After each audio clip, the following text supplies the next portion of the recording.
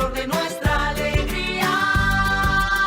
Repite el título. En la fiesta, Coma. otra vez estará lo mejor. Los puntos. Letra y risa, Paréntesis. puntos. Paso la hoja. En la fiesta, Coma. otra vez la palabra vendrá vestida del color de nuestra alegría.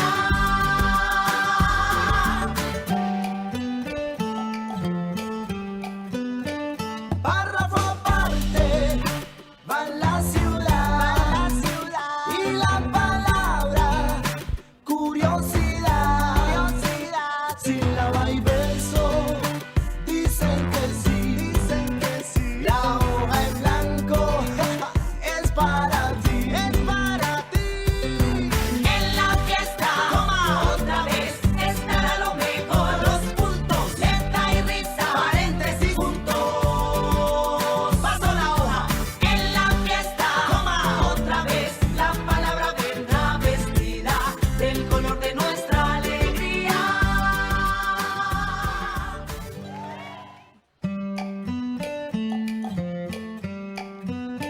Ya están dispuestos, peso y papel.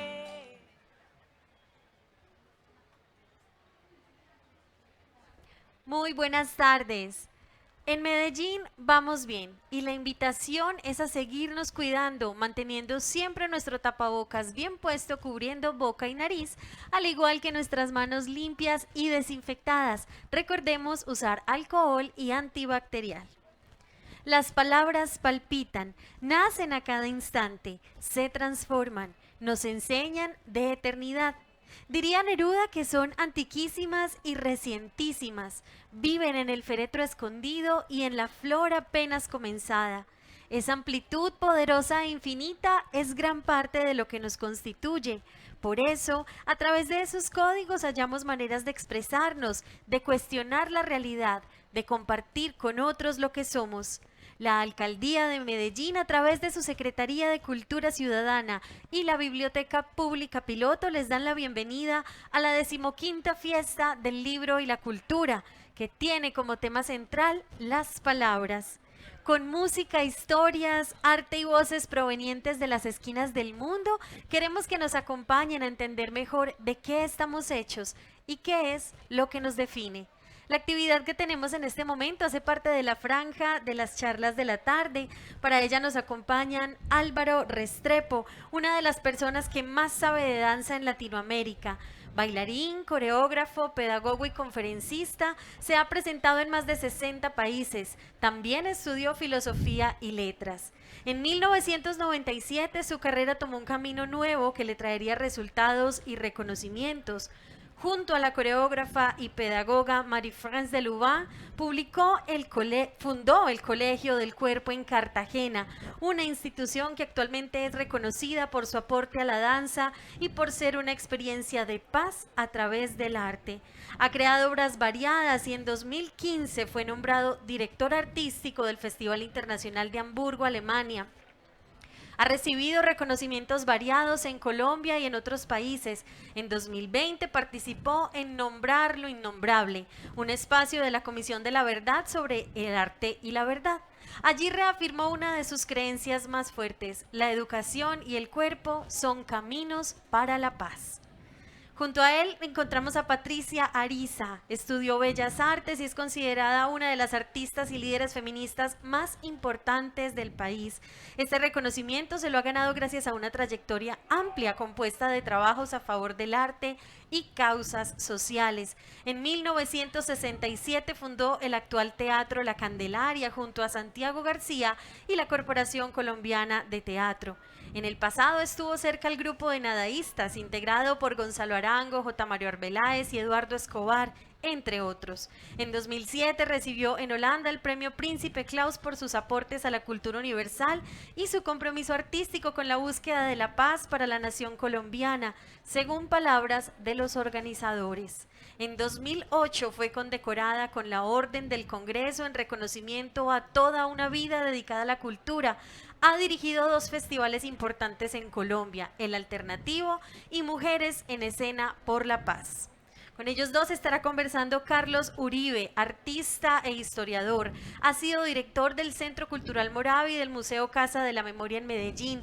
Actualmente exhibe en el Museo de Antioquia, Antioquias, Diversidad e Imaginarios de Identidad, una propuesta artística con la que busca, desde Horizontes, el cuadro famoso de Francisco Antonio Cano, mirar problemáticas locales como el desplazamiento, el narcotráfico o la explotación de los recursos naturales. A propósito de esto, dijo en una conversación con el Museo de Antioquia: la historia está en permanente reescritura, en permanente transformación y pensamiento. Pienso que los investigadores sociales y artistas vemos la historia antioqueña de una forma más amplia y compleja. No tenemos una mirada tan nostálgica. Disfrutemos entonces de esta charla que hemos titulado Palabra Habitada, cuerpos que se mueven al compás de las ideas. Bienvenidos. Gracias. Gracias. Bienvenidos y bienvenidos también ustedes que están con nosotros, y les agradezco por haber escogido esta opción en esta tarde entre tantas alternativas que tiene la fiesta. Agradecer también pues al Comité Académico de la Fiesta del Libro por haberme permitido conversar con estos dos grandes con mayúscula del arte en Colombia. Es un placer para mí estar con ellos en esta conversación que hemos denominado Palabra Habitada, cuerpos que se mueven al compás de las ideas. De acuerdo, porque tenemos dos cultores de las artes escénicas. Una primera pregunta para ambos: ¿cómo habita la palabra en sus vidas? ¿Qué libros leen? ¿Cuáles tienen en sus mesas de noche en este momento? Empecemos, Patricia, por esa pregunta.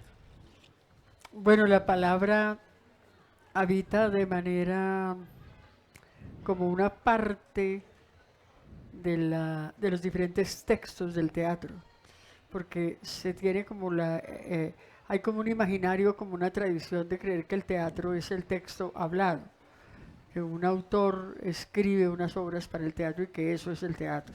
El teatro solo sucede como una danza, cuando hay una presencialidad del público y de los actores y de las actrices. Entonces hay muchos textos. Está el texto de la palabra, por supuesto, pero también todo lo demás son textos. La dramaturgia es como el tejido de todos esos textos.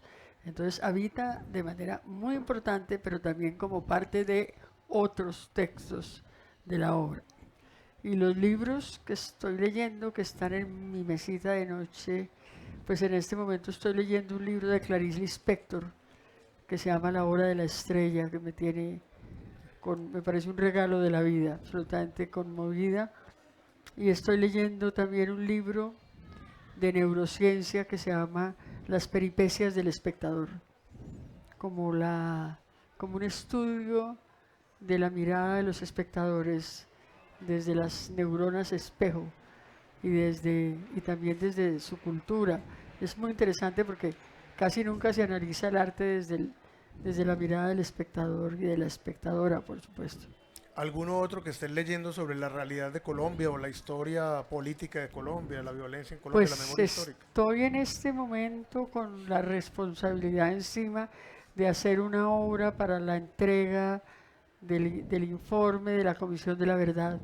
Entonces estamos leyendo en grupo todo lo que tiene que ver con la verdad, no con la verdad, sino también con lo que la Comisión ha trabajado, que tiene mucho que ver con los patrones de conducta que se repiten y son los que han posibilitado que este conflicto se alargue tanto en el tiempo y en el territorio. Entonces estoy leyendo mucho sobre la verdad, el análisis político, los testimonios, los videos, las audiencias. En esas estamos así entregadísimos. Gracias, Patricia. Y Álvaro, ¿cómo habita la palabra en tu quehacer cotidiano y qué libros estás leyendo? Bueno, primero quiero dar las gracias por esta invitación. Un privilegio estar aquí en Medellín, que además es mi ciudad natal, aunque nunca viví en Medellín. Yo nací en Medellín, 2 años de mi vida los pasé aquí, luego me fui para Bogotá, y mis padres son cartageneros, entonces tengo esa mezcla de cartacachaco, paisa, sancocho de 3 carnes, complicada, pero bueno, trifásico, como dicen. Bueno, y quisiera decir que para mí es un privilegio pues estar con Patricia Ariza, que es uno de los referentes más importantes del teatro de este país, junto con Santiago García, pues son los maestros de los maestros, y para mí es un honor poder compartir este espacio con ella y con Carlos Uribe, a quien también conozco desde que era director del Centro Cultural Moravia, también lo conozco como artista plástico, por supuesto, y su trabajo en el Museo de la Memoria, etc.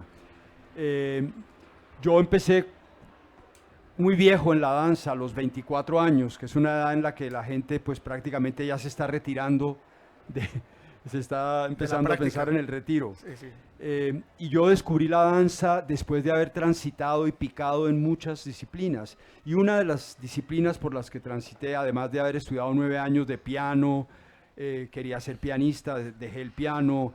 Luego entré a estudiar filosofía y letras en la Universidad de los Andes, estuve 2 años estudiando filosofía y letras, lo dejé, me gustaba mucho más la literatura, me interesaba más la literatura que la filosofía, aunque pues, las dos cosas por supuesto me interesaban.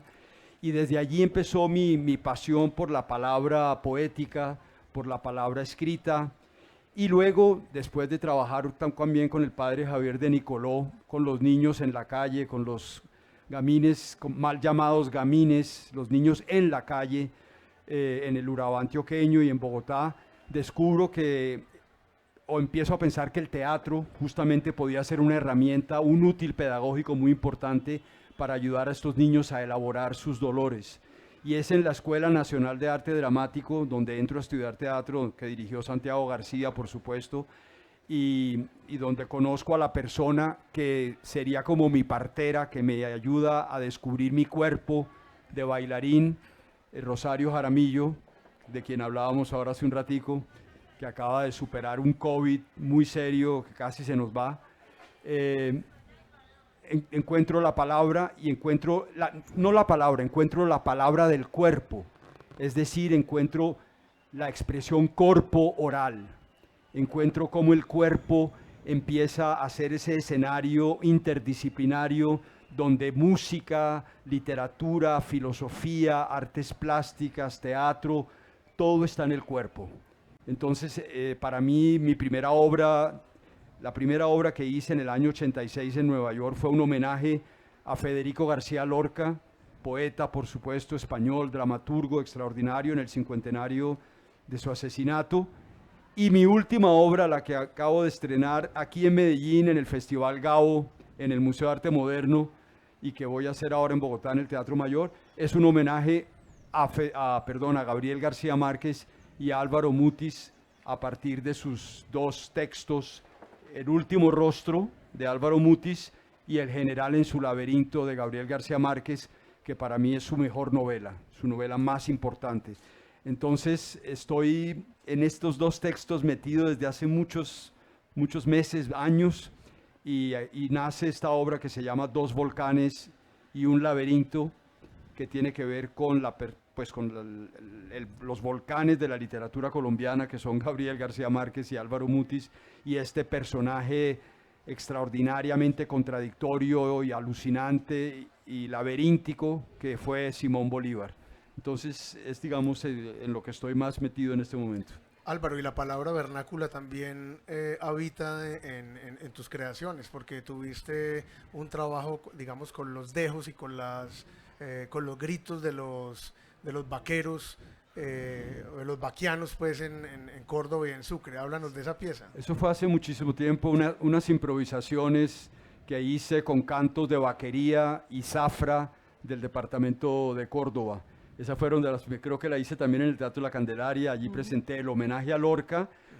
También tenía una obra corta que se llamaba El divertimento trágico, sobre el capítulo 68 de Rayuela, de Julio Cortázar, que es un texto en gígligo, en este lenguaje inventado de Cortázar. Y luego los cantos de vaquería, que era pues una forma de reaccionar con el cuerpo a estos cantos de laboreo y de la tierra, ¿no? Patricia, nos contaste hace un momento, pues yo te preguntaba por la cotidianidad, de cómo habitaba la palabra en la cotidianidad tuya, pero nos hablaste del ejercicio y de la práctica de la dramaturgia. Explícanos cómo es ese proceso, cómo surge la idea de una pieza, cómo se va elaborando, cómo se va construyendo a través de las palabras ese texto. Bueno, pero antes me disculpo por no haber empezado por donde toca, por donde empezó Álvaro. Quiero decirle que lo admiro y que lo quiero mucho y que estoy muy contenta de estar aquí en Medellín porque viví aquí en la adolescencia, en mis épocas de nadaísta. Entonces es una ciudad que yo quiero mucho. Pues yo soy de la Escuela de la Creación Colectiva, que es la escuela nuestra de la Candelaria que convierte a los actores y a las actrices no solo en intérpretes, que lo somos por supuesto, sino también en sujetos de todo el proceso creativo, a través de trabajar simultáneamente y orgánicamente todos los lenguajes. O sea, los actores, las actrices van improvisando, hacemos análisis de las improvisaciones y vamos construyendo entre todos una obra de teatro. Entonces el texto muchas veces, contrario a lo que pasa en el teatro tradicional, está al final de la obra. Todos los textos están al final de la obra, digamos, es una cosa orgánica y es muy interesante, pero porque uno tiene que buscar, y Álvaro lo sabe más que nadie, la función poética, que es la más importante de todas, yo creo, en el arte, en todos esos textos que se van construyendo, el cuerpo, la palabra, la danza entendida. Me encanta la definición que hace Eugenio Barba. Él dice que un actor desde que pisa el escenario no está caminando, está danzando, porque no está caminando igual que como camina en la calle, ¿no es cierto? Hay una elaboración en ese caminado, Entonces, pues tenemos esa manera de trabajar, es nuestra escuela, no es la única que reconocemos de ninguna manera, eso sería una actitud sectaria, pero es la nuestra, es en la que creemos y la que nos ha permitido ser artistas de dedicación sistemática, que es diferente a ser profesional, porque la profesión se entiende como alguien que vive de su trabajo o alguien que hace un trabajo y tiene otras cosas además de su trabajo. Ser artista de dedicación sistemática es estar las 24 horas metidos como tú, todo el tiempo. Si estás planificando un trabajo, no hay minuto de descanso, ¿no? Por fortuna. Patricia, esta pregunta pareciera ser impertinente con lo que nos acaba de decir, pero ¿usted cree que ha cambiado la concepción de la creación colectiva desde su mirada actual como dramaturga? Sí, claro. Al principio éramos muy colectivistas, por decirlo de alguna manera. Todo era colectivo, las improvisaciones. Ahora hacemos improvisaciones individuales. Muchos hemos devenido en dramaturgos o dramaturgas. Yo escribo sola en mi casa para el teatro, pero vengo alimentada por esa escuela. Y entonces, por ejemplo, nadie se imaginaría en ninguna parte de Colombia y del mundo, yo creo, que en este momento la Candelaria ha estrenado 5 unipersonales. Eso es como un contrasentido de todo lo que hemos hecho en la vida, en la pandemia. La pandemia nos llevó a eso y hemos estrenado 5 unipersonales, se están presentando. Entonces, ha cambiado, pero no ha cambiado su principio fundamental de creer desde lo más hondo de nuestro corazón que se puede crear con el otro y con la otra. Entonces, fueron creaciones individuales, pero con la mirada del grupo. O sea, el grupo miraba cada trabajo y nos decía sus opiniones. Entonces, estamos en eso, muertos del susto, pero muy emocionados también. Y ese ejercicio silencioso que nos acaba de hablar, cuando usted está en su casa escribiendo el texto dramático, tiene un horario particular de escritura, se le lleva cuánto tiempo, dependiendo, pues, digamos, del proyecto. ¿Cómo es ese? Pues yo escribo poesía también y escribo mucho teatro para el teatro. Escribo obras para el teatro, no son obras de teatro, son obras para el teatro. Sí, lo hago todos los días, todos los días, no de manera muy disciplinada porque depende el agite, pero digamos en la pandemia fue muy relevante y me encanta hacerlo, y la creación colectiva nos ha enseñado a respetar y valorar mucho la creación individual también. O sea, es como una dialéctica entre las dos. Ya no somos tan colectivistas, digamos, como al principio, pero eso fue necesario para llegar a lo que somos ahora. Remitiéndonos a la pandemia, ¿cómo es eso de trabajar el cuerpo sin el cuerpo en un contexto de la virtualidad? ¿Cómo hicieron ustedes para seguir dinamizando el proceso del Teatro La Candelaria? Pues tratamos de enseñar, de ensayar, pero eso era un desastre, es muy difícil cuando uno está acostumbrado a la presencialidad, en el trabajo artístico, la virtualidad. Yo no sé cómo habrá sido para ti, pero eso era terrible realmente. Hasta el punto que decidimos hacer nuestros trabajos solos, porque o si no era imposible poder hacer algo que fuera en la casa. Entonces, pero muy difícil. Esta ha sido una experiencia muy dura, pero también nos ha dejado muchas enseñanzas de poder entender qué es lo fundamental de la vida, ¿no es cierto? Ahora, por ejemplo, hemos abierto la sala y la gente llega, pero por montones. Se queda gente por fuera siempre. Es, no sé, como revalorar lo que somos, lo que hacemos, valorar sobre todo la vida. Yo creo que es lo importante. Y también dolerse de tantos muertos por la pandemia, porque además aquí tenemos muchas pandemias. No solamente es la del coronavirus, sino también la matanza. Claro. O sea, entonces es demasiado. Es demasiado, pero vamos a salir de esto con seguridad, Por de las supuesto, dos pandemias. Lo sabemos. Gracias, Patricia. Álvaro, ¿cómo se mueven los cuerpos al compás de la palabra escrita? Sí. Yo quería complementar algo de lo que dijo Patricia antes de responder tu pregunta, y es que el tema de la creación colectiva, el tema del actor que no es un intérprete, al igual que el bailarín que no es solo un intérprete, sino que es un creador también, es algo que a nosotros desde el comienzo y a mí siempre me interesó.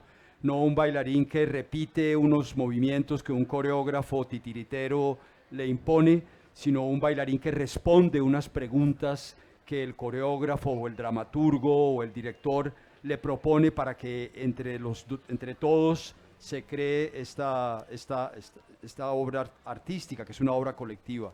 Y en ese sentido, el bailarín me interesa como poeta, me interesa como creador, y no solamente como un cuerpo que es hábil y que sabe moverse bellamente o técnicamente, etc. Yo recuerdo que cuando yo fui a llevarle a Gabriel García Márquez en su casa en Cartagena el proyecto del Colegio del Cuerpo, cuando solo era una idea, en el año 96, fui a la casa de Gabo con el proyecto en la mano y le dije: Gabo, ayúdame por favor a montar esto en Cartagena, yo quiero crear mi escuela. Y se quedó mirando así el cartapacio y dijo: el Colegio del Cuerpo es un nombre del carajo, parece el título de un libro de poemas. Cuando Gabo me dijo eso, yo dije: es exactamente eso. A mí no me interesa formar bailarines, a mí me interesa formar poetas del movimiento, me interesa formar creadores a partir de la palabra del cuerpo. Y por eso esta idea de lo corpo oral, ese lenguaje universal que es el lenguaje del cuerpo, que podemos hablar en cualquier parte y que nos une y que nos hermana, porque todos somos cuerpo. Somos un cuerpo colectivo y somos cuerpos individuales. Somos un cuerpo social y somos cuerpos individuales. Entonces ese trabajo cotidiano de esculpir con la técnica el cuerpo individual del bailarín es el mismo que hacemos también para esculpir este cuerpo social. Por eso esa idea de la escultura social de Joseph Beuys es tan importante, ¿no? Como la sociedad es un cuerpo compuesto de órganos, de células que somos todos los ciudadanos, y que solamente en esa interdependencia y en esa interacción encontramos esa salud del cuerpo, que es la paz.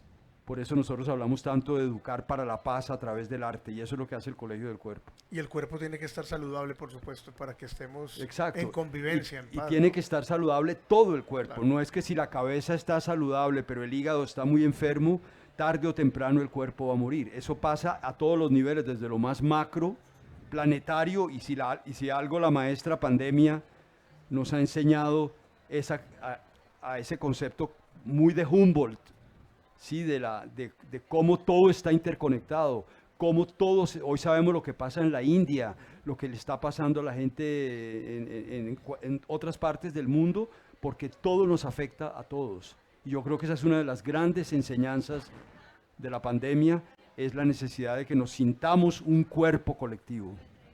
Gracias, Álvaro. Patricia, ¿qué ideas la mueven frente al cuerpo o la cuerpa desde un contexto feminista en su oficio y como creadora en este momento?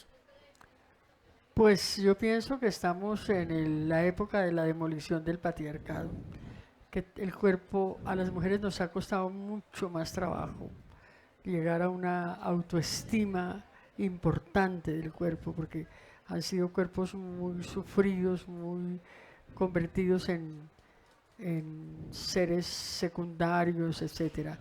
Pero eso, por supuesto, ha cambiado, ¿no? Hoy en día las jóvenes y son cuerpos además muy desafiantes, o sea, inclusive hay otro sentido de la belleza corporal que no es la belleza fashion, sino es todos los cuerpos son bellos, todos.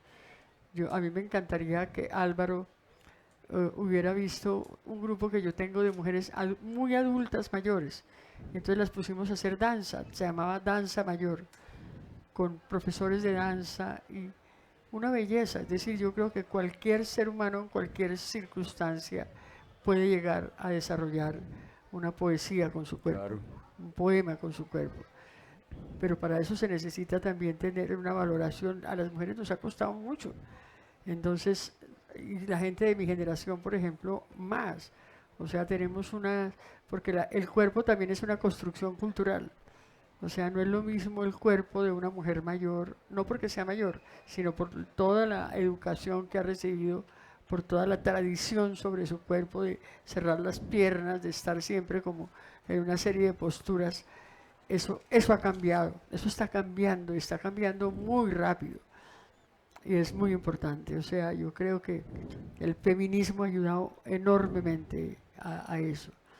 Pero Y Patricia, yo quisiera decir algo, y es que yo pienso que el feminismo ha ayudado también sobre todo a los hombres, Sí, claro. porque yo creo que no solamente el cuerpo de la mujer ha sufrido, sino que ese cuerpo masculino que le han impuesto al hombre y Por supuesto. del cual de alguna manera somos víctimas también de esos comportamientos del macho que debe expresarse de una cierta manera, exactamente. Entonces yo pienso que esa liberación feminista nos libera a todos, libera al oprimido y libera al opresor, como decía Paulo Freire. Exactamente, eso es muy importante. Por eso en el Festival de Mujeres en Escena siempre tenemos un capítulo para hablar de otras masculinidades.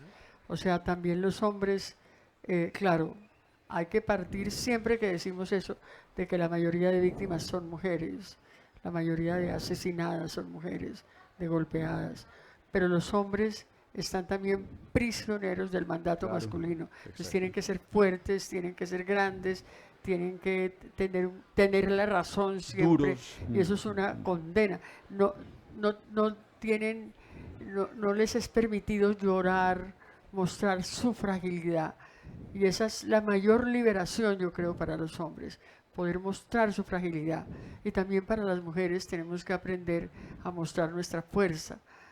Es decir, yo creo que el feminismo hay muchos feminismos, por supuesto, también, pero yo creo que estoy completamente de acuerdo con Álvaro, liberador para el mundo, para la sociedad, como lo ha sido la libertad de los esclavos, como lo ha sido, no sé, todas las etapas que le hacen dar un salto a la humanidad. De reivindicación de derechos, ¿no? Exactamente. ¿Qué piezas de dramaturgia has dirigido solamente con mujeres? muchas. Muchas. Cuéntanos. Muchas piezas por mujeres. Pues yo hago, además de hacer teatro, hago performance. La performance me ha ayudado mucho a solucionar un problema esquizofrénico que yo tenía entre la política y el arte. Entonces ahí logro entonces he hecho performance con 350 mujeres víctimas, por ejemplo, para preguntar dónde están los desaparecidos, pero buscando siempre el cuerpo poético, el cuerpo. En eso Álvaro también ha tenido una contribución muy importante para este país, buscando cómo poetizar. El desafío es ese, porque no puede ser lo mismo un acto político que un acto artístico preguntando por los desaparecidos.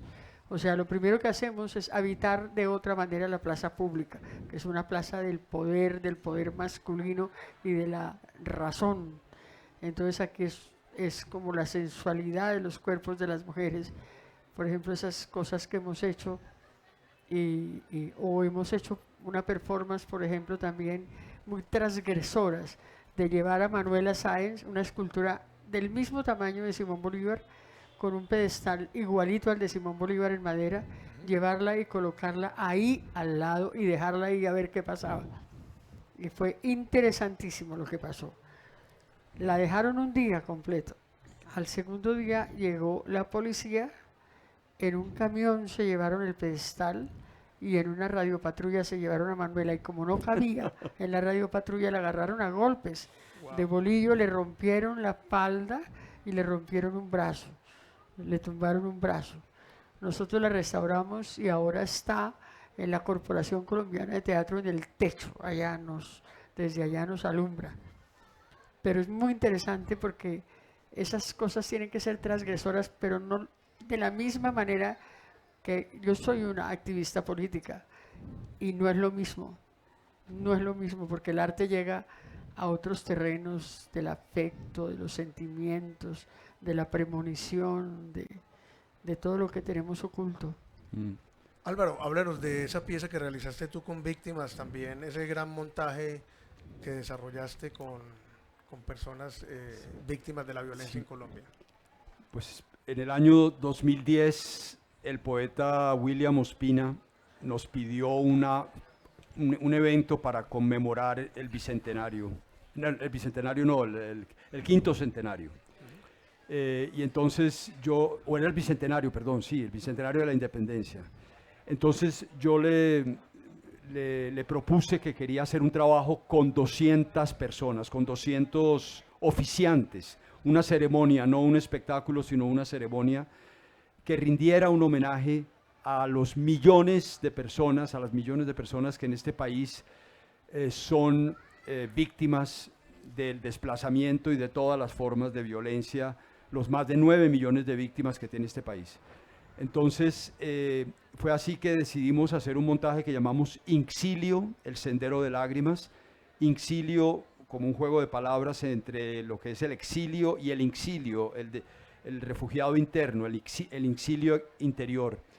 Y en el Coliseo Cubierto del Campín, con 150 víctimas reales del conflicto armado residentes en en Bogotá, 25 bailarines y actores y 100 músicos de la Orquesta Filarmónica de Bogotá, creamos este ritual, esta ceremonia en el Coliseo Cubierto del Campín.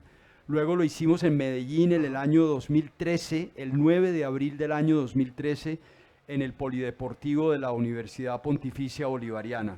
Carlos participó como uno de los oficiantes en esa ceremonia, y aquí fue impresionante porque faltando 15 días para el estreno, el presidente de la República, en ese entonces Juan Manuel Santos, que estaba iniciando el proceso de paz con las FARC, nos llamó a pedirnos permiso para participar en la ceremonia, no como espectador, lo que era su obligación, porque constitucional, por ser el Día Nacional de Memoria y Solidaridad con las Víctimas, sino como un oficiante más.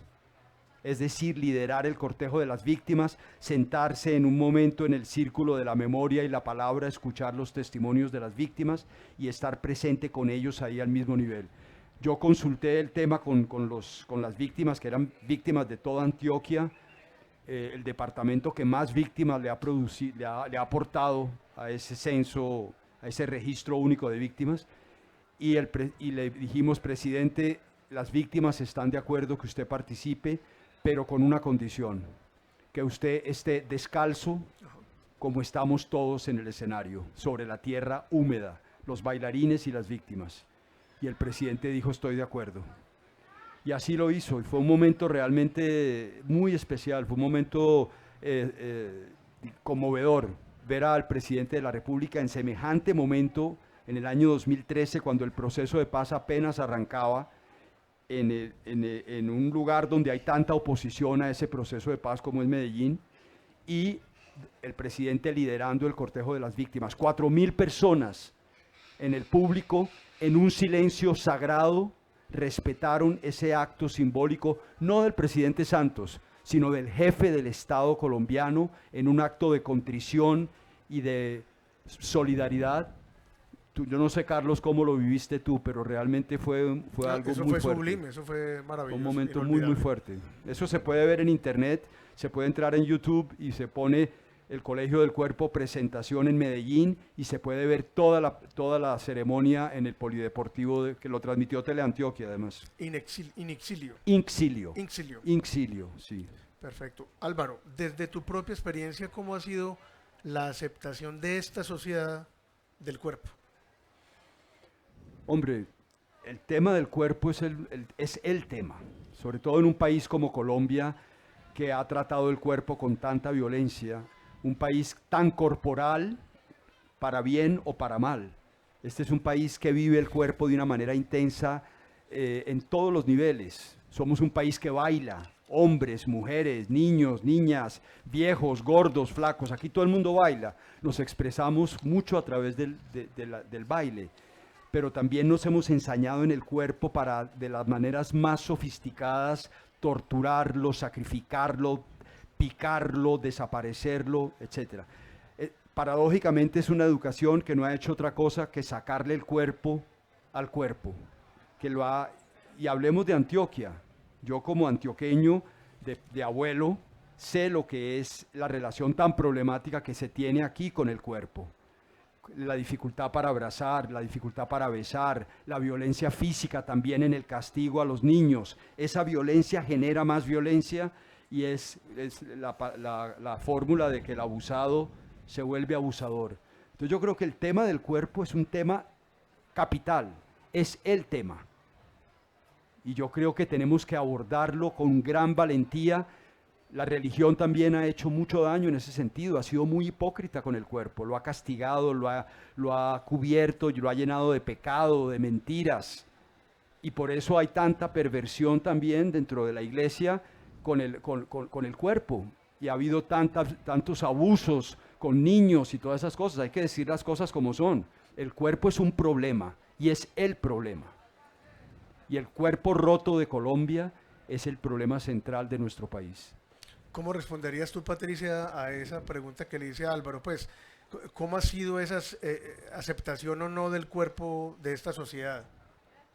Pues yo creo que todos y todas tenemos el cuerpo roto, porque el alma está en la piel. Como hace poquito leí que el órgano más profundo que tenemos es la piel. Es verdad, entonces estamos rotos, o sea, esta guerra, tantos años de guerra, tantos años de violencia, tantos años de desafecto y de odio nos han dañado, estamos heridos, lesionados, y lo que está más herido es el relato de nación.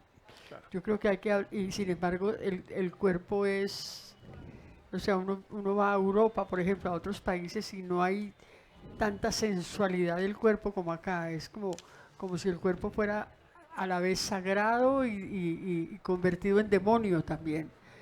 Entonces, no sé, yo creo que la salida, por supuesto, el arte es una salida, pero también la fiesta. No hay otro país de América Latina que tenga tantas fiestas populares como Colombia, es impresionante. Si la sumamos, la fiesta como transgresión, ¿no? Como aquí nos enloquecemos con el baile, con la danza. Pero es un cuerpo herido, yo creo, es un cuerpo que estamos en proceso de sanar. Muy importantes tus palabras, Patricia, te agradezco. Y hablando de fiesta, creo que podemos sumar esta fiesta del libro y la cultura también a la gran suma de fiestas que tiene Colombia, ¿no? Patricia, quisiera continuar contigo preguntándote qué proyecto estás trabajando actualmente y qué tipo de actor o actriz es el perfil que requiere para su idea dramática. Háblenos de Naira, la obra que tiene en este momento en temporada con el Teatro La Candelaria. Pues es una obra muy bella, fue dirigida por el maestro Santiago García hace 20 años. ¿Tú la viste? Y la hemos recuperado porque es una obra ritual. Es una obra donde en una especie de maloca llega la gente que no tiene lugar, como pasa en nuestro país. Y uno de los actores dice, un parlamento bellísimo, nosotros no somos lo que sobra, somos lo que falta. Entonces hemos hecho esa obra, pero además, digamos, yo hago otros trabajos afuera. El año entrante voy a trabajar en un lugar que se llama El Castillo, que era el antro más tremendo de prostitución, de esclavización y de muerte en Bogotá. Y el IDARTES recuperó ese lugar y ahora es un lugar, El Castillo, en el barrio Santa Fe, en el corazón del barrio Santa Fe. Allí hubo de todo, crímenes atroces, de todo, venta de niños. Y entonces ahora lo recuperaron para el arte y vamos a hacer un trabajo allá con las personas jóvenes, hombres y mujeres en situación de prostitución. Y los incluimos en el Festival de Mujeres en Escena. Hicieron por cuenta de ellos, asesorados con algunos jóvenes de la SAP, de la Escuela Nacional de Teatro Dramático. Hicieron de todo ese edificio un espectáculo, pero mira, yo quedé tan deslumbrada como la gente sometida a, no sé, a unas cosas muy dolorosas de la vida. Cuando tienen la oportunidad de crear, y tú lo sabes también, el salto que se da es tremendo. Yo trabajo mucho con las víctimas y he aprendido con ellas, en particular con las madres de los mal llamados falsos positivos, a convertir el dolor, porque ese trabajo se puede hacer de dos maneras: desde la caridad, diciendo pobrecitos y mire con lo que yo hago, que soy tan generosa, los voy a sanar. Entonces, o desde dejarlos que sus cuerpos de verdad hablen. Entonces, con ellos hemos aprendido cómo convertir el dolor en fuerza. Esos cuerpos creativos son otra cosa. Usted ve hoy en día a Luz Marina Bernal, una de las madres de Soacha, por ejemplo, es una lideresa, se para de otra manera en cualquier escenario del mundo, pero ya no habla de ella, habla del fenómeno de los falsos positivos, por ejemplo. Es un cuerpo transformado, cuerpo, mente y corazón transformados. Y volviendo a Naira, ¿qué idea de actriz o de actor estás buscando para esa pieza? Pues un actor que también, eso nos enseñó Santiago cuando montó esa obra, ¿no? Que pueda interpretar el ritual, porque casi siempre el teatro es más expresionista. Entonces nos costó mucho trabajo hacerla, mucho trabajo, porque es otro tipo de cuerpo el que se necesita para habitar esa obra, digamos. Pero creo que lo estamos logrando. Y presenta un cambio con el primer montaje que habían hecho hace algunos años con Santiago. Claro, siempre hay un cambio, pero creo que mantenemos como lo fundamental que planteaba Santiago. O sea, para nosotros Santiago sigue siendo el maestro, él sigue caminando con nosotros. Él, digamos, no está presente, pero está presente. Qué bonito, camina al compás de todos ustedes, qué maravilla. Ahí está. Bueno, Álvaro, acabas de finalizar una gira por Europa con varias piezas, pero fundamentalmente con Fragile. Fragile, ¿por qué me pegas? Se titula, ¿no? Háblanos de esa coreografía. Bueno, realmente esta es una obra que está en proceso, todavía es muy nueva.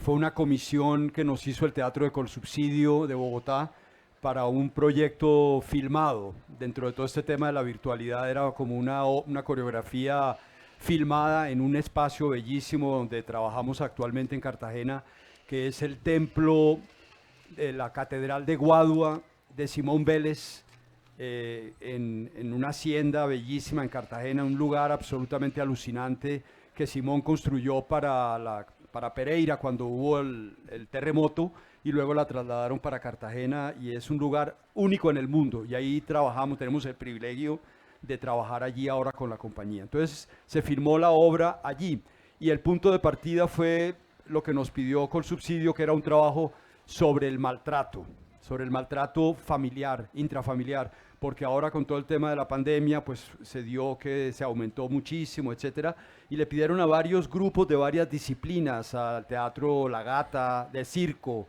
a Puerto Candelaria, de música, a varios lenguajes artísticos que trabajaran diferentes temas, y para mostrarlo a niños y jóvenes de los colegios de Cundinamarca, que es donde Colsubsidio tiene su trabajo. Entonces la obra la llamamos, por el momento la llamamos Frágil. Frágil es como una palabra preñada. A mí me gustan las palabras preñadas, que son las que contienen otra palabra dentro, como por ejemplo calma, contiene alma, o corazón, contiene razón, o frágil, contiene ágil. Entonces llamamos la obra Frágil, con ágil entre comillas, entre paréntesis, y el subtítulo es ¿Por qué me pega? Y el punto de partida de la coreografía es una canción, un bullerengue Lindísimo. extraordinario. ¿Por qué me pega? ¿Por qué me pega? De la gran cantaora de bullerengue, Telvina Maldonado, que compuso esta obra a partir del llanto de un niño. Cuando ella lavaba ropa, en el patio al lado, una señora le acababa de pegar a su hijo, y el niño llorando le decía, ¿por qué me pega, mami? ¿Por qué me pega? ¿Por qué me pega si yo no le he hecho nada? No sé qué. Y ella, a partir del llanto de este niño, crea este bullerengue que es, para mí, podría ser el himno nacional de este país. Y yo quería, como antes de terminar, enlazar con la pregunta que tú le hiciste a Patricia, porque no sé si me la vas a hacer a mí, que es sobre qué estoy trabajando ahora. Concretamente a partir de un texto literario. Siempre la palabra y la literatura son puntos detonantes. Y en este caso estoy trabajando a partir de un relato que, si no lo conocen, se lo recomiendo, del escritor inglés Herbert George Wells, H.G. Wells, el gran autor de ciencia fantástica, de literatura fantástica, que se llama El País de los Ciegos, The Country of the Blind. Y El País de los Ciegos es un relato extraordinario porque además lo escribió Wells en 1899 y ocurre en Colombia. Wells nunca estuvo en Colombia. Y el personaje central del relato se llama apellido Núñez, en el relato lo llaman Bogotá, porque el tipo nació en Bogotá. Y es una metáfora, una parábola extraordinaria sobre la diversidad cultural y sobre toda pretensión de considerarse superior al otro porque tengo una verdad, ¿sí?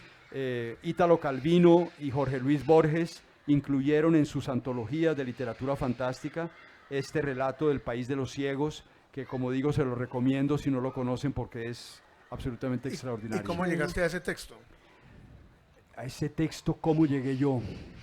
Miércoles, El País de los Ciegos. Y lo llevo trabajando desde hace varios años. Lo encontré en la antología de Ítalo Calvino y de Jorge Luis Borges de literatura fantástica. Y me sorprendió enormemente porque yo nunca había oído hablar de este relato que ocurría en Colombia. El personaje principal, que se llama Bogotá. Y podría ser, yo sueño con hacer una película con este relato. Porque se podría filmar además en la Sierra Nevada de Santa Marta con los Kogi. Cuando lo lean ustedes van a entender por qué he pensado que los Kogi sería la comunidad esta del País de los Ciegos, que pensamos que porque no ven, no les cuento nada porque me les tiro todo, no, léanse el cuento ustedes porque si no lo voy a contar malísimo, entonces no, soy un matacuentos. Bueno, esta pregunta es para ambos. ¿Qué idea del cuerpo asumen como concepto político en una realidad más fragmentada, tan fragmentada y polarizada como la que tenemos en este momento? Empieza tú. Con eso me Pues copio. mira, Carlos, mi primera obra en el año 86, cuando yo bailaba solo, que presenté incluso aquí en Medellín, en el Teatro Pablo Tobón Uribe y en La Fanfarria y en varios escenarios, Me acuerdo. se llamó Revis, que fue y lo hice también en La Candelaria, un homenaje a Federico García Lorca, que yo bailaba con mi cuerpo completamente desnudo, pintado de rojo y negro, con un cántaro de guérregue lleno de un polvo. El guérregue es un tejido de los embera, un tejido hermosísimo que puede llevar agua, y tenía un polvo rojo con el que dibujaba un símbolo de la alquimia, el símbolo del andrógino. Y esa obra fue, en su momento, tuvo un gran impacto porque por primera vez un cuerpo masculino estaba en el escenario desnudo, solo, gritando con el cuerpo. Para mí fue mi grito de liberación y de, no digo salir del closet, porque yo nunca viví en el closet. A mí esa expresión de salir del closet me parece un poco patética, pero sí fue mi forma de decir soy, yo soy. Y yo soy es un palíndromo. Yo soy se lee en los dos sentidos, yo soy. Y esa fue mi forma de afirmar existo. Y siempre he dicho que ese cuerpo desnudo que en un momento dado casi que vomitaba este líquido que yo tomaba, era como una especie de eyaculación cósmica. Fue una obra muy transgresora, muy fuerte, con la que gané el premio en el Festival de Hamburgo en el año 92. Era mi forma de romper con ese cuerpo masculino del que hablábamos hace un momento y poder trabajar ese cuerpo andrógino, ese cuerpo también femenino, etcétera, etcétera. Entonces yo siempre he dicho que esa obra, que fue mi primera obra, ha debido ser mi última obra. Tal vez la vuelva a hacer cuando ya esté muy viejito. Tienes que hacerla. Tengo que hacerla, porque lo que tú decías ahora, el cuerpo, la edad del cuerpo le da madurez a la danza. Cada edad tiene su cima de esplendor. La danza no es patrimonio de los jóvenes. Cada edad tiene su danza. Y yo creo que algún día debo regresar a esa obra para que mi cuerpo vuelva a gritar y pueda manifestarse en Por este favor. país. Sí. Sí, yo me cuidé mucho durante la pandemia, pero cuando llegó el paro no fui capaz de cuidarme y salí a las calles y entendí esta vez como nunca otro cuerpo. Eran cuerpos en estado de éxtasis. Eso no es danza, pero tampoco es teatro, pero no sé qué es. Pero es, yo creo que ustedes lo saben todos, salir en una manifestación tan masiva, tan habitada por esos cuerpos, es un éxtasis. Llegaron unos jóvenes, venían como 30 y me dijeron: Patricia, venga, se nos une aquí. Y me vieron y les dije: no, ustedes empiezan a correr y me tumban, yo no soy para esa, yo voy aquí al ladito. Me dijeron: vamos a caminar una cuadra con usted, a su paso. Y estuve con ellos caminando una cuadra y me sentí, no sé, yo no lo puedo explicar, pero mi cuerpo era otro y el de ellos también era otro. O sea, nos juntamos, estos muchachos de 18 años, después llegamos a un sitio, llegó una periodista a hacerme una entrevista a mí y empezó a hablar de los de la primera línea. Le dije: mira, aquí está conmigo un muchacho de la primera línea. Y ella le dijo: bueno, ¿y ustedes qué piden? Él la miró y le dijo: todo. Hasta ahí dijo. Una belleza. Todo. Eso es un poema. Todo. Todo. ¿Ah? Son cuerpos indignados, cuerpos en éxtasis, cuerpos de fiesta también, En porque la calle estado también de es- la claro. poesía pura, diría yo. Ajá. Lo máximo. Eso es increíble.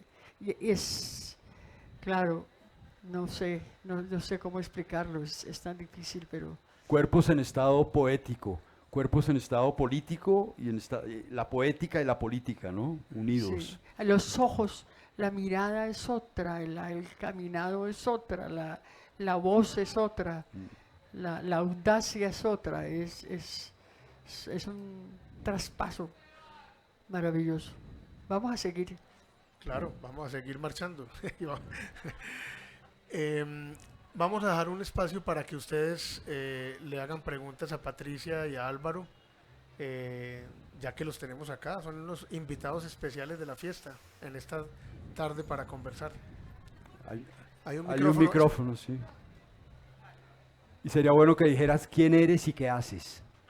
Ya que no Sí. te vemos sino la mitad de la cara, que ahora nos quedamos sin Nosotros mitad. estamos aquí de cara total.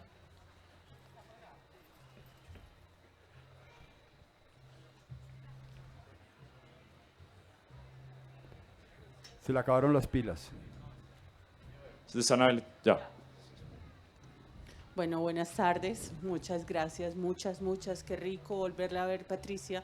Hace muchísimos años yo tuve el privilegio de estar cerquita de la Candelaria, del maestro, del movimiento teatral en Colombia, con Álvaro Surrevis y todo lo que tiene que ver con el Colegio del Cuerpo. Mi nombre es Doris Castrillón.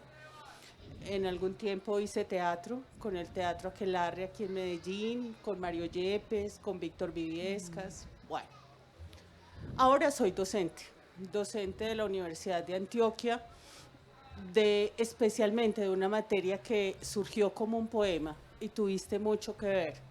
Se llama Pedagogía del Cuerpo, porque el cuerpo es el tema, más allá del performance.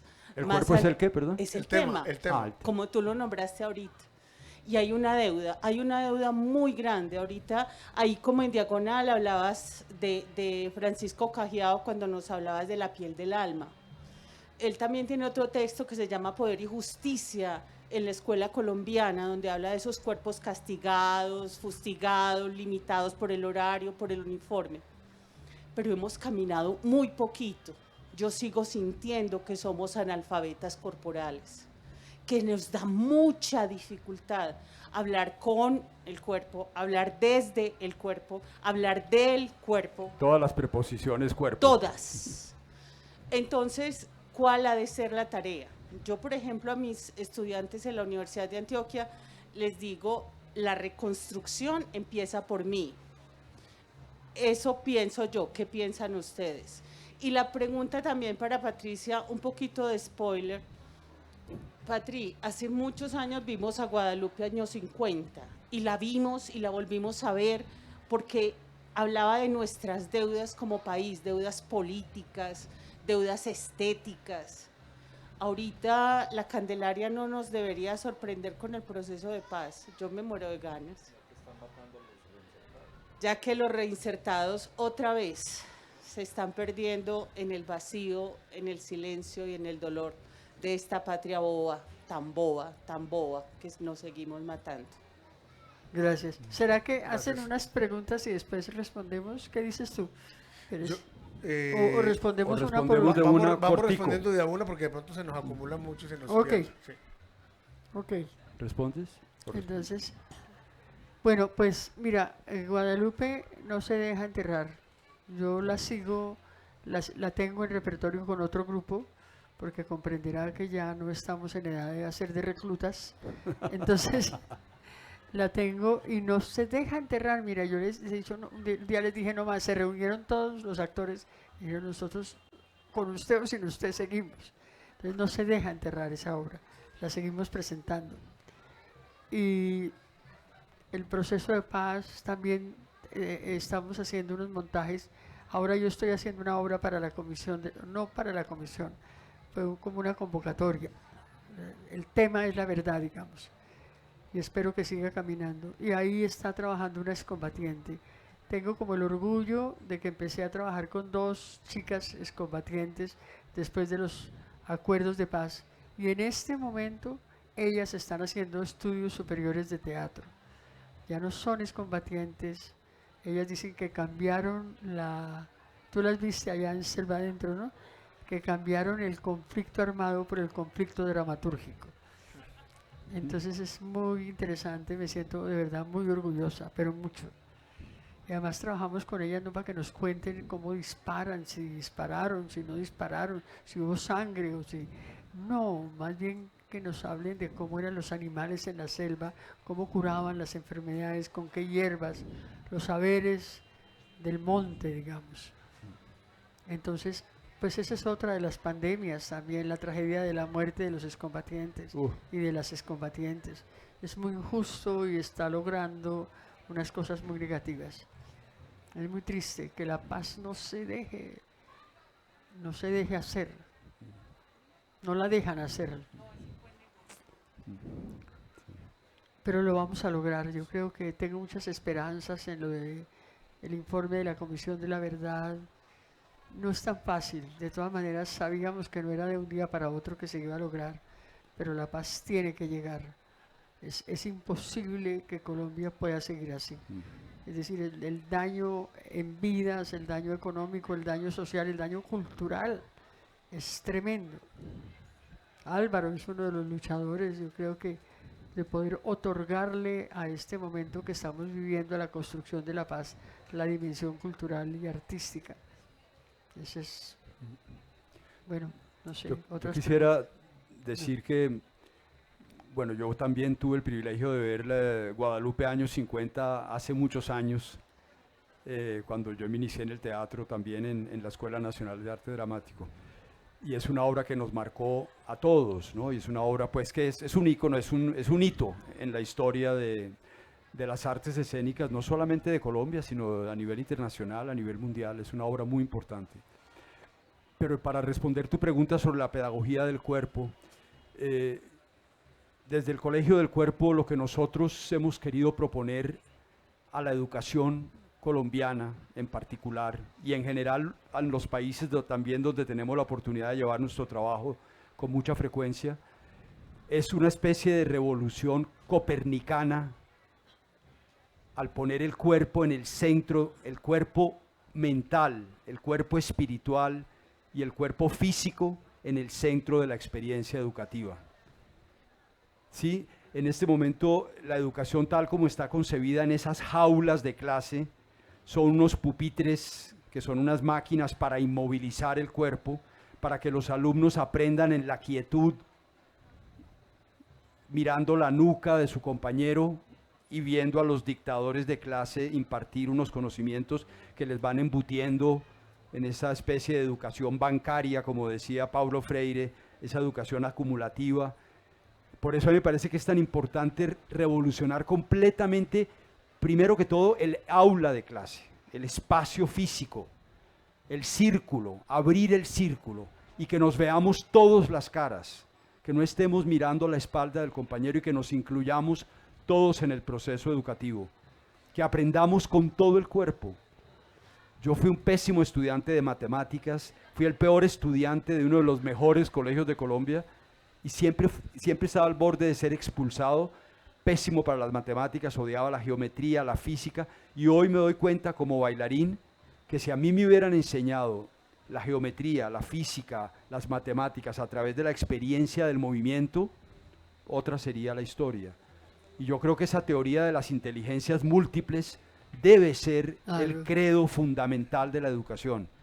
No todos aprendemos de la misma manera, somos tan diversos y tan diferentes como seres humanos existen. Entonces tenemos que ofrecer oportunidades para una educación que ayude a parir esas inteligencias, esas diferencias, esa diversidad. Y yo creo que ese es el poder que tiene el cuerpo total en el centro de la experiencia educativa. Patricia, mira qué coincidencia lo que menciona Álvaro con la puesta en escena que estás haciendo de Naira actualmente, que es una maloca o el ritual de verse en una circunferencia. Qué bonito eso. Es que no debería separarse el aprendizaje del juego. Debería aprender jugando, o sea, aprender bailando, aprender cantando. ¿Alguna otra pregunta? Por allá.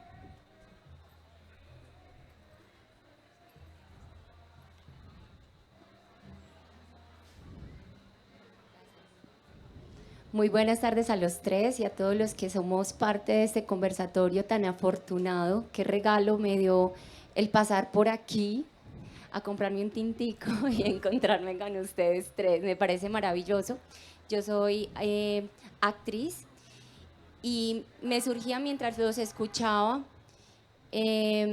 preguntarme qué sería aquello que ustedes dos dirían no hay que dejar de nombrar desde el arte, sea desde el arte escénico, desde la danza, desde el cuerpo. ¿Qué es eso que no se puede dejar de nombrar, de decir, de plasmar en el arte? ¿Qué es ello que todavía continúa siendo urgente y vigente en este momento? Porque hay tantas cosas, ¿cierto? Tantas cosas que son susceptibles de poner en una apuesta y que a veces uno dice, bueno, Quisiera por lo menos aportar un granito de arena a todo lo que está pasando, ¿cierto? Pero ¿por dónde? ¿Por dónde? Ustedes que ya tienen tanta experiencia, ¿qué es eso que sigue siendo urgente y vigente y susceptible de poetizar? Muchas gracias. ¿Empiezo? Pues para mí, tener algo que decir. Para mí, hacer una obra de teatro es poder desenredar un nudo en la garganta, de que si no la hago, me muero. Es una necesidad, es tener algo para gritar, para decirlo. Entonces, pues hay unas personas que lo dicen en la literatura, otros lo dicen cantando, Álvaro lo dice con la danza, yo lo digo con el teatro, pero me parece que es tener algo para decir y que no se puede decir de cualquier manera, pero me parece que, no sé, para mí es eso. Yo no sé, yo hablaría más como del poder humanizador del arte. Lo que el arte puede es volvernos seres mucho más compasivos, sensibles, nos ayuda a que escuchemos el dolor del otro, las preguntas del otro. El arte tiene ese poder de volvernos más humanos, y de volvernos más humanos en el contexto del planeta, de lo que somos como universo, de nuestra relación con la naturaleza, con los animales, con las plantas, con todo. Y yo creo que el arte tiene que recordarnos esa capacidad, o tal vez no estoy diciendo lo que quiero decir. Tal vez no es humanizarnos, sino divinizarnos, ponernos en contacto con esa dimensión de lo divino, de lo espiritual, de lo trascendental que tiene el ser humano. Y yo creo que ese es el poder, por eso el arte tiene ese poder transformador, sanador. No es magia, puede ser magia, pero no somos ni psiquiatras, ni psicólogos, ni médicos.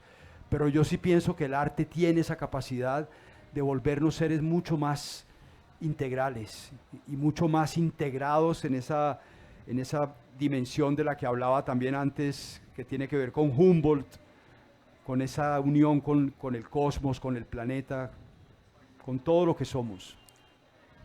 Yo voy a abusar de sus mercedes, pero yo creo que la urgencia es nombrar lo innombrable.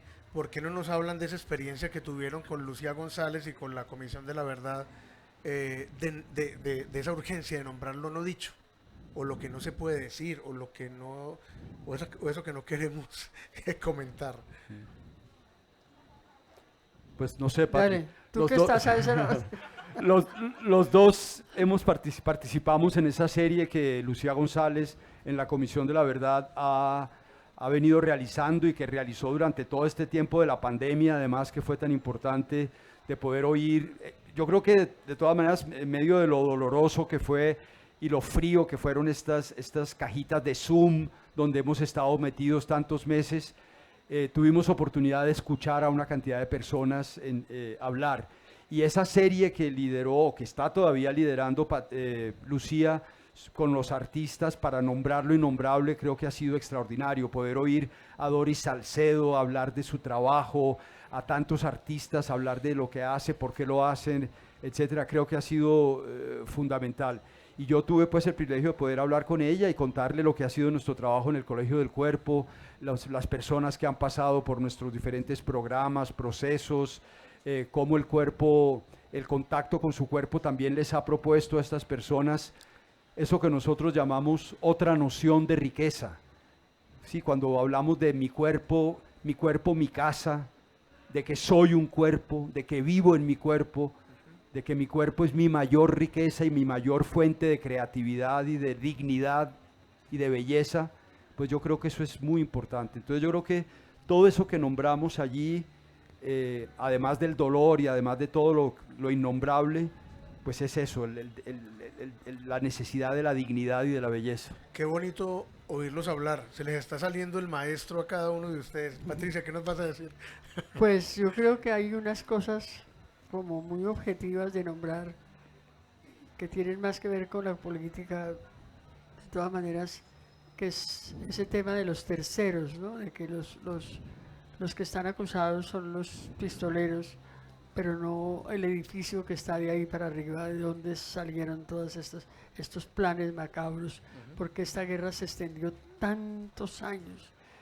Todos los países de América Latina tuvieron lucha armada, todos, urbana o rural, y en esos países duró 10 años, 15 años, aquí duró 60 años. Es decir, ¿dónde está el secreto? ¿Qué fue lo que hizo que perdurara tanto tiempo la insurgencia? ¿Y qué fue lo que hizo que también la guerra se degradara tanto? Digamos, ¿dónde está? Es una pregunta, eso todavía yo creo que no lo hemos logrado nombrar del todo. Pero necesitamos, mejor que nombrar lo innombrable, es hacer las preguntas a lo innombrable, las preguntas que tocan y cómo nos ha afectado, porque se habla como si la afectación hubiera sido a las 9 millones de víctimas, que por supuesto tienen que estar en el centro de toda esta historia de la reparación integral, pero el daño ha sido a todos y a todas. O sea, el daño al relato nacional, el daño a la nación es muy hondo. Todavía no lo podemos nombrar. Es como cuando una persona ha estado enferma, le cuesta trabajo, porque todavía está con el dolor, le cuesta trabajo decir lo que le pasa. Yo creo que lo innombrable no lo hemos nombrado todavía. Yo creo que el arte se acerca porque habla desde otro lugar.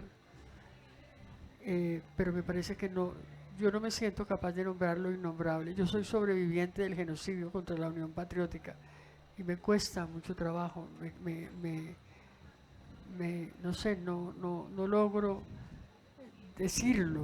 decirlo con las palabras que son. Siempre se dicen, es de lado, se habla de lo jurídico, del sufrimiento, de las amenazas, pero hay algo más hondo, yo misma no sé qué es, pero sé que necesitamos nombrarlo. Patri, sabes que yo pienso que lo más dramático en nuestro país, yo creo que ha sido la indiferencia, la indolencia, el hecho de que, lo que tú dices, esta guerra duró 60 años porque fue rural y porque fue por allá y no nos tocó directamente a muchos, y por eso permitimos que eso siguiera ocurriendo. Y yo creo que lo que el arte puede hacer justamente es expandir esa esfera del duelo, sensibilizar, darnos cuenta que eso que les pasa a esa gente por allá también nos afecta y también nos duele y nos pasa acá. Entonces yo creo que romper la indiferencia es el papel principal del arte, sensibilizar, nombrar. Bueno, yo creo que agradecerles mucho. Hola. Yo tenía una pregunta. Una última. La última pregunta. Muy buenas noches para todos. Mi nombre es Vanessa Franco.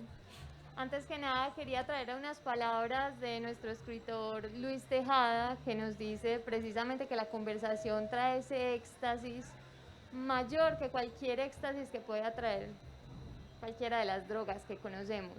Y creo que es lo que hemos vivido con ustedes. Gracias. Es lo que hemos vivido con ustedes. He escuchado palabras muy bellas que me llenan y que siento que están preñadas. Son palabras como arte, palabra, cuerpo, que son las que le han dado sentido a mi vida. Ahorita Álvaro nos preguntaba, bueno, cuéntanos un poco quién eres, y qué pregunta tan difícil la que nos hace, porque podríamos contar a qué nos dedicamos, pero quiénes somos es algo más difícil de decir. Podría decir que soy una persona en proceso constante, una escritora en proceso, una artista, actriz en proceso y una contadora, cantadora en proceso también. Quería hacerles una pregunta con relación a algo que nos presenta Fontanille cuando nos dice que el cuerpo es la materia primaria de la significación. Es ¿De la decir, qué? De la significación, de la construcción de sentido. Todo el sentido lo construimos a través del cuerpo. Y creo que nosotros, al ser una cultura tan escrita, tenemos una visión que no permite ver esa dimensión. Me explico un poco mejor. Nosotros creemos que las palabras moldean el cuerpo, pero yo quisiera preguntarles ustedes qué piensan de la idea de que el cuerpo es el que realmente moldea las palabras. Muchas gracias. Patri. Sí, claro. Yo creo que el cuerpo moldea las palabras. Yo he visto obras de teatro, por ejemplo, donde si uno coge un texto y lo separa de la manera como lo dicen los actores, no tiene sentido. Un texto, es decir, depende del actor como lo diga, depende de su cuerpo como lo haga, pero muchísimo. Un discurso, todo el tiempo nos están construyendo personajes de la política que los construyen, es una construcción alrededor de un discurso de una persona que es un discurso vacío muchas veces, pero sin embargo toda la construcción que hay alrededor hace que ese cuerpo sea valorado de otra manera. Pero yo también creo que yo creo que es como dialéctico, ¿no? El cuerpo moldea las palabras, pero las palabras moldean. también, una maldición puede acabar con un cuerpo, por ejemplo, y al revés. Exactamente, me quitaste lo que quería decir al final, que pienso que es una cuestión absolutamente dialéctica, ¿no? El cuerpo moldea las palabras y las palabras moldean el cuerpo, y es justamente la palabra física también, ¿no? La palabra como materia, la palabra como cuerpo. En un texto que yo escribí en la revista, en la desaparecida revista Número, hace muchos años, cuando todavía no había llegado el primer Uribe, yo llamé ese texto El cuerpo roto de Colombia, hablando del cuerpo roto de Colombia, y decía que tan espiritual es mi sangre como física es mi tristeza. Y yo creo que eso es ese diálogo entre la palabra y el cuerpo, entre lo espiritual y lo mental, entre ese cuerpo que debe ser más horizontal también para que esas tres dimensiones dialoguen al mismo nivel y no de manera jerárquica, donde la cabeza es la majestad, el corazón y por allá los instintos es la última. Entonces es eso, ¿no? Sobre lo que pienso. Bueno, gracias a todos, gracias a nuestros invitados, creo que nos han dejado llenos de sentido, llenos de palabras, llenos de vida, llenos de argumentos, llenos de preguntas y de respuestas para tener más esperanza, para ayudar a sanar este cuerpo enfermo que es nuestro país. Pero sé que lo vamos a lograr aliviantar, lo vamos a aliviar y vamos a salir adelante. Muchas gracias, Patricia, gracias, Álvaro. Muchas gracias a ustedes. Un placer, gracias a la Fiesta del Libro. Gracias. Muchísimas gracias a nuestros invitados, a ustedes por hacer parte de la historia de esta 15ª Fiesta del Libro y la Cultura, a las entidades que junto a la Alcaldía de Medellín hacen posible este evento, El Colombiano, Confama, Confenalco, Postobón, El Tiempo, Caracol Radio, Radiónica, Chocolates Jet, EPM, Biblioteca Pública Piloto, Plan Ciudadano de Lectura, Escritura y Oralidad, ASI Medellín y la Cámara Colombiana del Libro. Termina esta charla, pero en pocos minutos, a las 7 de la noche, tendremos en este mismo espacio Relatos de Nación, un legado que nos une. Y otra invitación también, si quieren irse corriendo para el Carlos Vieco al cierre de la Fiesta del Libro, también lo pueden hacer, que está pasando en este momento. Sigan disfrutando de estas horas que nos quedan de esta 15ª Fiesta del Libro y la Cultura. Feliz noche para todos.